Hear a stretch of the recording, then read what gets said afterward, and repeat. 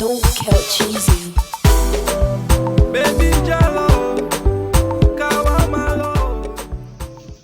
Good day, it's still your girl Omolola Natural, and we're still on the series Sex and Marriage. Today we're going to be talking about G-spot part 2. Remember, in our last in one of our other videos, we already spoke about G-spot, and I got feedback from my medical friends, and they were telling me there's nothing like G-spot medically. Fine, medically doesn't exist, but when we say G-spot, me and you, we understand what we mean. You know, those parts of the body that makes you go ting ting ting. So we are going to call it G-spot for the purpose of this video. And today I'm going to be telling you about 9 other parts of the body that can do this work, apart from the ones we've mentioned before. We're going to be starting with the forearm and the hand. You know, actually, and when we're talking about the forearm and the hand, actually for the forearm, you're working with the air on the body. You know, that's the part you're working on, you know, just stroking it. There's this sensation it gives. And when we talk about the hand, you know, there's a way you play with the finger. You know, sometimes when you go to the movies and you're sitting in the dark and you're holding hands, you know,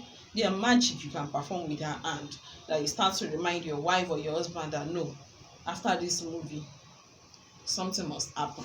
So, you know, there are ways to play with the hands. There are ways to play with the forearms, the air on it. So that's one part that arouses the sexual interest of your spouse. Another, number 2, is your fingernails through the air. For a guy, they don't have air most times, so it's easy for you as a wife when you're working with your husband's hair just on the scalp. You know, you're just not crashing. You know, you're just moving your hands up and down his scalp. Now, for the husband, for your wife, if her hair is not plaited, good for you. You know, let your fingernails find its way down underneath on the scalp. If it's plaited, so you find your hand, let your finger find its way in between, and so, like I said, you're stroking to and fro. Well, when you try it, you tell me thank you later. All right, number 3 is the hair and the hair loop, both parts, the whole of the hair and then the inside of the hair. And this part, you're not doing it with your hand, you're doing it with your tongue. You know, the hair and then your tongue. You know, even when we take this cotton bud and we are trying to clean the dirt now, you know, there's this kush feeling. Now imagine when it's tongue with the wetness. I am not asking you to pour in saliva. Just let it be wet. Swallow your saliva, and then, you know, you roll the tongue inside. You bring it back out. You know, just a little bite on the air, you release it. All right, I'm going to stop for that. Number 4, the back of the leg. This, the same way you walk with the hand, it's the same way you walk with the back of the leg. You're focusing on the air, whether the person has hair or not. You know, you're just making use of the tip of your finger. There's something this tip does that the old hand cannot do. You know, each part of our body has special effects, special purpose. So you're making use of the tip of your finger, the back of the leg, and it's still the same upward, downward, you know, circular stroke. The tip, just remember, the tip of your finger is perform wonders. Number 5 is the front of his neck. We call it Adam apple. Now, this for the wife. For the husband, what you need for this is also your mouth.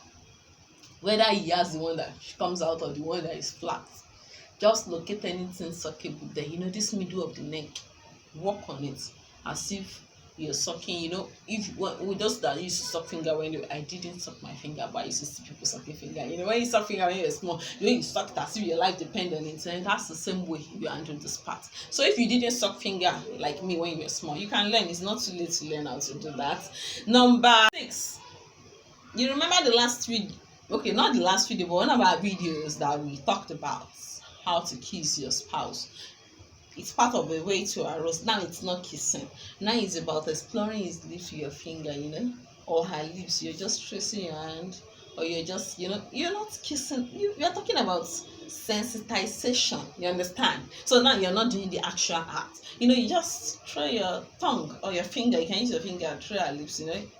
You know, just something like this. You know, there's a way you do it, not June. You know, there's a way you go slow. You know, when they're doing those Indian movies, I don't really watch them. That's because of the slow motion. It annoys me. But now this slow motion is important. So, you know, you just go slow.